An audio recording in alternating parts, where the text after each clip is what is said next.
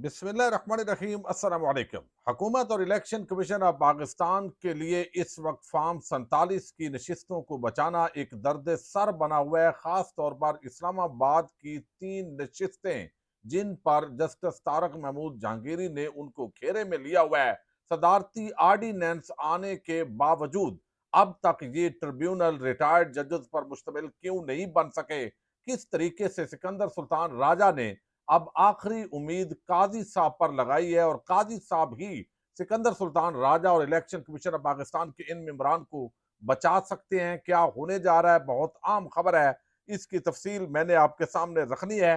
काजी साहब अपने ही कटहरे के अंदर इस वक्त खड़े हो चुके हैं। जो कुछ उन्होंने इमरान खान की लाइव स्ट्रीमिंग के बारे में कहा है, माजी के अंदर उनके बयानात बड़े मुख्तलिफ रहे हैं और इमरान खान ने लगता है कश्तियां जला दी हैं, क्योंकि जिस अंदाज के अंदर जो ट्वीट्स हैं उनको भी इंडोर्स कर लिया गया है और उनको ओन कर लिया गया और अब ये मामला जो है ये भी मजीद अब तूल पकड़ने जा रहा है। इस तमाम सूरत हाल पर आज की वीडियो में बात करेंगे। उम्मीद है आप वीडियो समाप्त करने के बाद हमेशा की तरह अपने कीमती फीडबैक से जरूर आगाह करेंगे।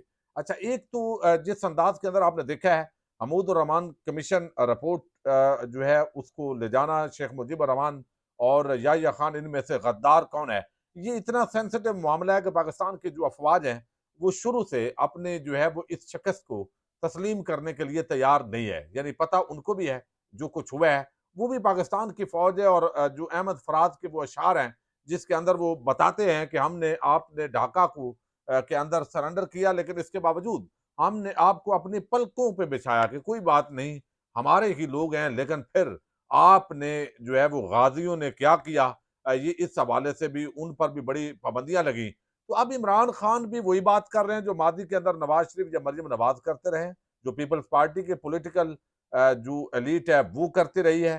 फिर खास तौर पर इनमें से बहुत सारे ऐसे सहाफ़ी हैं जो मादी के अंदर ये जिक्र करते रहे हैं। तो आखिर इमरान खान का गुस्सा क्यों है? तो गुस्सा इसलिए है कि अब वो सारी चीजें जो है मिला के उस कंटेक्स्ट के अंदर देखा जा रहा है कि जितने भी केसेस बनाए गए हैं वो कोई ज्यादा मजबूत नहीं है, लेकिन इमरान खान भी डटा हुआ है। और डटने का मतलब ये है कि उसने कश्तियां जलाई हुई हैं और अब वो इख्तदार से बहुत आगे की जो है वो तहरीक इंसाफ के लोगों का कहना है कि वो सोच रहा है। अब जहां पे तहरीक इंसाफ ने वर्कर्स कन्वेंशन रखे हैं, वहां पर आज कराची के अंदर बड़े लोग निकले हैं। इमरान खान की रिहाई के हवाले से धरना भी शुरू है बहुत दिनों से। लेकिन साथ ही जहां जहां जलसों और वर्कर्स कन्वेंशन का ऐलान होता है, साथ ही दफा 144 नाफद हो जाती है। अब ये सारी चीजें जमहूरियत को पांव तले रौंदने वाली हैं। इसका मतलब है जमहूरियत है ही नहीं, यानी यहाँ पे फ्रीडम ऑफ एक्सप्रेशन नहीं है। यहाँ पे आप जो है एक असेंबली यानी राइट टू असेंबल नहीं है, आप एक जगह पे इज्तिमा की इजाजत नहीं दे रहे। लेकिन ये सारी चीजों पे हमारे काजी साहब को गुस्सा नहीं आएगा, इस पे वो कमेंट भी नहीं करेंगे। उनके सामने इस मुल्क में जमहूरियत आइन कानून को रौंद डाला गया, लोगों के घरों पे हमले हुए, बच्चों खवातीन को हरासा किया गया, इंसानी हकूक की पमालियां हो रही हैं। लेकिन मजाल है इस पर उनकी वो गुस्से वाली रग फड़के, वो रग तब फड़केगी जब कहीं पे तहरीक इंसाफ या इमरान खान को कुछ ना कुछ जो है वो रिलीफ मिलता हुआ नजर आएगा। अब काजी साहब ने जिस अंदाज के अंदर अपनी बात की, मैं ज्यादा बात इस पर नहीं करूंगा, लेकिन वो अपने ही कटहरे के अंदर इस वक्त खड़े हैं। इस वजह से कि उन पर जितनी तनकीद हुई है और 4 असूल बयान किए। वैसे वसीम मलक साहब बड़े जबरदस्त जर्नलिस्ट हैं, उन्होंने बताया कि खबर यह है कि सुप्रीम कोर्ट ने नैब तरमीम केस के गुज़श्ता समात का जो तहरीरी फैसला जारी किया है, इमरान खान की मौजूदगी में गुज़श्ता समात को बराह रास्त नशर न करने के हवाले से काजी साहब ने कहा कि सुप्रीम कोर्ट इस मुकदमे को बराह रास्त नशर नहीं करती जिनमें सियासी या जाती मकासद हासिल करने की कोशिश की जाए। अदालत को शक था कि बराह रास्त नशरियात में जाती मकासद हासिल करने के लिए सियासी गुफ्तगू हो सकती है। अदालत का शक दुरुस्त साबित हुआ जब इमरान खान ने सियासी गुफ्तगू शुरू कर दी। मौजूदा केस से हटकर 8 फरवरी के इंतखाबात और जुडिशल कमीशन की जो है वो बात की। अब कर्नल साहब का जिक्र हो गया और साथ एक दो चीजें और हुई। अब इस पर 4 असूल वो कहते हैं इससे वदा होते हैं। एक तो सुप्रीम कोर्ट में सियासी गुफ्तगू की इजाजत नहीं, इन केसेस पर बात करने की इजाजत भी नहीं जो अदालत के सामने ना हो। मफाद आमा के मुकदमात की बराह रास्त नशरियात होंगी, तकनीकी नोयत के मुकदमात की नहीं। मगर हकीकत यह है कि जनाब काजी साहब ने चीफ जस्टिस का कलमदार संभालने के बाद दर्जनों मरतबा खुद इन असूलों को पमाल किया है। फिर वो कहते हैं, इधर एक तरफ कहते हैं जो लतीफ खोसा हैं, आप सरदार अपने साथ क्यों लगाते हैं?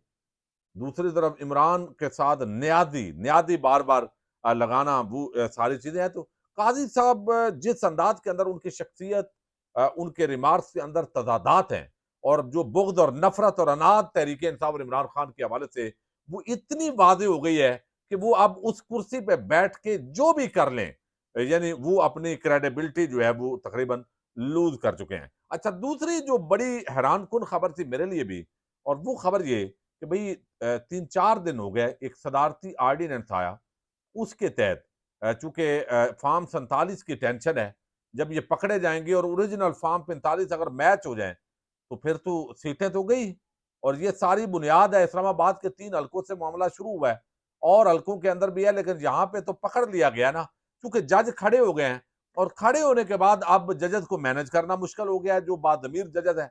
अब इस मामले के अंदर जो है, वो सदारती ऑर्डिनेंस जारी हुआ है, लेकिन अभी तक जस्टिस जहांगीरी, जिनको हटा दिया जाना चाहिए था इस असूल के मुताबिक, क्योंकि वो तो दबोच लिया उन्होंने और सारा कुछ सामने आ गया है, तो अब अभी तक क्यों ट्रिब्यूनल्स नहीं बने?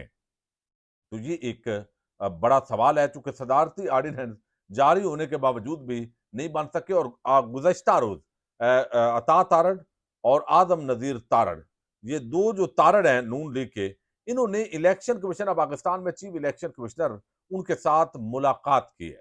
ये रिपोर्टेडली ये मुलाकात हुई है। मुलाकात के अंदर इसी चीज का जायजा लिया गया है।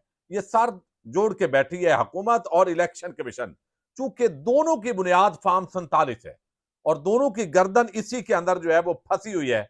जब अवाम के हाथ में ये घेरा आएगा, तो वो इनको जो है वो जो हशर करेगी, अब वो चीजें तो बाद के अंदर होंगी। लेकिन बहरहाल एक पुरअमन कानूनी जो धारा है, उसके अंदर जो कुछ इस वक्त हो रहा है, उसके मुताबिक इनको टेंशन है। हुकूमत वाले बैठे हैं इलेक्शन कमीशन के साथ। इलेक्शन कमीशन पर इल्जाम है कि इन्होंने डकैती के अंदर सहूलतकारी की, पूरी बुनियाद फराम की, और हुकूमत पर यह इल्जाम है कि वो फार्म 47 के सहारे खड़ी है। तो दोनों, वो कहते हैं ना, डकैत और चोर मिलकर फैसला करेंगे कि आगे क्या करना है। ये हालात है इस वक्त। अच्छा, अब उन्होंने इसके बावजूद फैसला नहीं हो सका। अब फहीम अख्तर साहब हैं, रिपोर्टर हैं, बड़े जबरदस्त, वो ये अपने जराये से दावा कर रहे हैं, और ये बड़ा मजबूत है, क्योंकि इलेक्शन कमीशन ऑफ पाकिस्तान जो है, उनके हवाले से ये उनकी खबर बड़ी पुख्ता होती है। वो ये कि इस सारी सूरत हाल के अंदर इस वक्त रुकावट बन गया है लाहौर हाई कोर्ट का फैसला, जो 3-4 दिन पहले एक फैसला दिया गया जस्टिस जो है वो उनकी तरफ से, शायद वहीद की तरफ से, और ये जो फैसला है इसके मुताबिक इसने घेर लिया है। अब ये जो फैसला है, इसके मुताबिक ये कहा गया है कि जनाब, ये जो लाहौर हाई कोर्ट के चीफ जस्टिस ने 6 नाम दिए हैं ट्रिब्यूनल्स के लिए, उनको आपने अपॉइंट करना है। और अगर आप 1 हफ्ते के अंदर उनको अपॉइंट नहीं करते, तो समझा जाएगा कि नोटिफिकेशन हो चुका है, फिर आपकी जरूरत नहीं है। आपकी असल औकात कानून के मुताबिक यही है। ये इलेक्शन कमीशन जो है उसको बताया गया। ये सलमान अकरम राजा और दीगर ने बैरिस्टर सुमेर खोसा के वसातत से ये दरखास्त दायर की थी। अदालत ने 6 जजेस का बतौर इलेक्शन ट्रिब्यूनल तकर्रर का हुक्म दिया। अदालत ने ट्रिब्यूनल के केसेस मार्क करने से मुतल्लिक इलेक्शन कमीशन के इख्तियार का नोटिफिकेशन भी कलअदम करार दे दिया। ये जस्टिस शाहिद करीम जो है, उन्होंने ये फैसला जारी किया। 26 अप्रैल का नोटिफिकेशन गैर कानूनी और इख्तियारात से तजावत के मुतरादफ करार दिया गया। Election commission chief justice Lahore high court के नामजद करदा जजेस को बतौर ट्रिब्यूनल तैनात करने का पाबंद है। अगर चीफ जस्टिस किसी जज का नाम को वापस ले लेते हैं, तो इलेक्शन कमीशन उस जज का तकर्रर मत करे, वरना आपको करना पड़ेगा। अब इस फैसले ने कल जो मुशावरत हुई अटार्नी जनरल जो है वो यानी के दरमियान, आदम नज़ीर तारड़ और जो अता तारड़ हैं, तो उसके अंदर ज़राए दावा कर रहे हैं कि ये फैसला किया गया है कि भाई ये तो लाहौर हाई कोर्ट के जज ने हमें बांध दिया है, जब तक ये मामला हल नहीं होता तो हम ट्रिब्यूनल तो अपॉइंट नहीं कर सकते। और इतने में उधर से जस्टिस तारक जहांगीरी ने हमें घेरा डाल दिया है। 5 तारीख को वो भी समाप्त होनी है। अब इस पूरी सूरत हाल के अंदर हुकूमत और इलेक्शन कमीशन, ये दोनों फंस चुके हैं। अभी तक ट्रिब्यूनल्स की जो रिटायर्ड जजेस हैं, उन पर मुश्तमिल ट्रिब्यूनल्स की तश्कील नहीं हो सकी। अब इसकी बुनियादी वजह जो है, उसके पेश नजर अब बताया गया है कि काजी साहब ही बचा सकते हैं हमें, अब और कोई बचा नहीं सकता। जो इस तनाजर के अंदर इम्प्लाइडली मैं इसको मानन बयान कर रहा हूं, तो अब लाहौर हाई कोर्ट के जो जस्टिस शाहिद करीम ने उनको बांध दिया है कि इलेक्शन कमीशन का ये काम ही नहीं है जो इन्होंने तमाशा शुरू किया हुआ है। इनको जो लाहौर हाई कोर्ट के चीफ जस्टिस ने जजेस दिए बस अपॉइंट करें, और चूंकि इलेक्शन कमीशन ने इंसाफ देना ही नहीं है, इलेक्शन के डाके के अंदर वो प्रॉपर उसकी शराकतदारी है, और जिस तरह जो है वो तहरीक इंसाफ और सब का दावा है, तो वो सारा कुछ नजर आ रहा है। यानी एक ऐसी नंगी डकैती, ये यानी डकैती से बढ़ के पाकिस्तानी अवाम के खिलाफ एक खुली बदमाशी है। यानी जूते की नोक पे अवाम को रखा जा रहा है कि भाई आपके फैसले, आपका मैंडेट, हम ऐसे चोरी कर रहे हैं, कर लो जो करना है। यानी जब इस सतह पे कौम के टैक्स के पैसों पे, टुकड़ों पे पल के इतने बदमाशी जो है वो दिखाई जाए, तो लोगों के अंदर गम गुस्सा तो होता है। अब ये गम गुस्सा ट्वीट्स की शक्ल में सोशल मीडिया के पैराए के अंदर नजर आ रहा है। अवाम अब चुभती है, सोशल मीडिया पर पाबंदियों का सोचते हैं। तो अब ये जो फैसला है, इसके खिलाफ अपील करने के लिए अब काजी साहब के पास जो है वो सुप्रीम कोर्ट ऑफ पाकिस्तान में अपील की जा रही है। और ये बताया गया है, जो जराए दावा कर रहे हैं, अब ये जब की जाएगी तो लाजमी बात है काजी साहब ही अब बचा सकते हैं। पहले भी आपको इल्म है, कई मौकों पे जो चीफ इलेक्शन कमिश्नर है उसको रेस्क्यू काजी साहब ने किया। आरओ इलेक्शन उनके कहने पे करवाए गए, फिर कागजात नामजदगी छीनते रहे। काजी साहब उस वक्त बैरून मुल्क सैर सपाटे करते रहे। फिर बाद अजा इलेक्शन चोरी हो गया, फिर भी काजी साहब ने कहा जी प्रैक्टिस एंड प्रोसीजर बिल के तहत हम बराह रास्त तो अब नहीं ना सुन सकते। ये एक पूरा जो है ना, एक ऐसा नंगा जारहियत है पाकिस्तानी अवाम के खिलाफ, जिसके अंदर एक पेज जो है वो अवाम के खिलाफ बुनियादी तौर पर ये एक पेज नजर आ रहा है। अब काजी साहब यकीनन पहले भी इलेक्शन कमीशन और हुकूमत को रेस्क्यू करते रहे हैं, अब भी मेरा ख्याल है वो रेस्क्यू करने में कामयाब होंगे। और रिटायर्ड जजेस जब आ जाएंगे, इनको हटा दिया जाएगा जिन्होंने चोरी और डाका पकड़ लिया है, तो फिर वो मट्टी पाव प्रोग्राम होगा, कुछ भी नहीं होगा। उनको तो तनख्वाह ही मिट्टी पाव प्रोग्राम के लिए मिलनी है। तो ये इस वक्त जो है वो गेम है। इस पर तहरीक इंसाफ को जिस तरह की रेजिस्टेंस दिखानी चाहिए थी, जिस तरह का शोर शराबा मचाना चाहिए, शायद शेर अफजल मरवत के बाद लगता ऐसे है कि तहरीक इंसाफ भी पीछे जबानी जमा खर्च ही है। बहरहाल देखते हैं, पाकिस्तान जिंदाबाद, पाक फौज पाइंदाबाद।